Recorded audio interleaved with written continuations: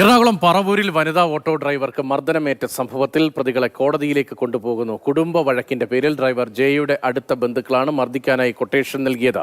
ആക്രമണത്തിന് മുൻപ് കൊട്ടേഷൻ സംഘം ട്രയൽ റണ്ണും നടത്തിയിരുന്നു. അരുൺ ശങ്കറാണ് വിവരങ്ങളുമായി. അരുൺ, ഒരു സ്ത്രീയെ രാത്രി ഓട്ടോയിൽ ഓട്ടം വിളിച്ചു കൊണ്ടുപോവുകയും അതിമാരകമായി ആക്രമിക്കുകയും ചെയ്തതിന് പിന്നിൽ ബന്ധുക്കൾ തന്നെയാണ് എന്ന ഞെട്ടിക്കുന്ന വിവരമാണല്ലോ അന്വേഷണത്തിലൂടെ വ്യക്തമായിരിക്കുന്നത്. ഇത്രയും വലിയ പകയ്ക്ക് കാരണം എന്താണ്? ഈ സംഘത്തിൽ ഉൾപ്പെട്ട ആളുകൾ ആരെല്ലാമാണ്? എല്ലാവരെയും പിടികൂടിയോ?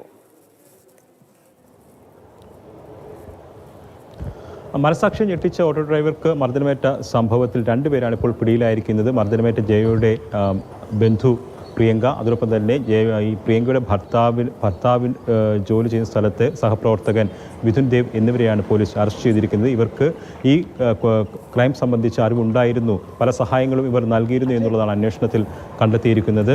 ഈ പ്രിയങ്കയുടെ ഭർത്താവ് സജീഷാണ് കൊട്ടേഷൻ കൊടുത്തിരിക്കുന്നത് എന്നുള്ളതാണ് പോലീസിന് ലഭിച്ചിരിക്കുന്ന വിവരം. ആലപ്പുഴ സ്വദേശികൾ രണ്ടുപേരും കളമശ്ശേരി സ്വദേശിയായ ഒരാളുമാണ് ഈ കൊട്ടേഷൻ സംഘത്തിൽ ഉണ്ടായിരുന്നത്. കുടുംബ വഴക്കിനെ തുടർന്നാണ് ഇത്തരത്തിലൊരു കൊട്ടേഷൻ നൽകിയത് എന്നുള്ളതാണ് പോലീസ് നൽകുന്ന വിവരം.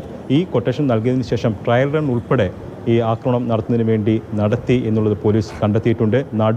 അടിച്ചൊടിക്കാനായിരുന്നു കൊട്ടേഷൻ നൽകിയിരുന്നത്. അതിനു വേണ്ടിയിട്ട് ഒരു ചുറ്റിക സംഘടിപ്പിക്കുകയും ചെയ്തു. സമീപത്തെ ഒരു കടയിൽ നിന്നാണ് ചുറ്റിക സംഘടിപ്പിച്ചത്. ഇതുമായി ബന്ധപ്പെട്ടുള്ള തെളിവൊക്കെ പോലീസ് രേഖപ്പെടുത്തിയിട്ടുണ്ട്. പക്ഷേ തൊണ്ടി മുതൽ ഇതുവരെയും കണ്ടെടുത്തിട്ടില്ല. അതിനു വേണ്ടിയിട്ട് പ്രതികളെ പിടികൂടേണ്ടതുണ്ട്. എന്തായാലും ഈ സജീഷ് ഉൾപ്പെടെ 4 പേരെയാണ് ഇനിയും പ്രധാനമായിട്ടും പിടികൂടാനുള്ളത്. ഇവരാണ് പ്രധാനമായും ഈ കുറ്റകൃത്യത്തിൽ പങ്കാളികളായിരിക്കുന്നത്.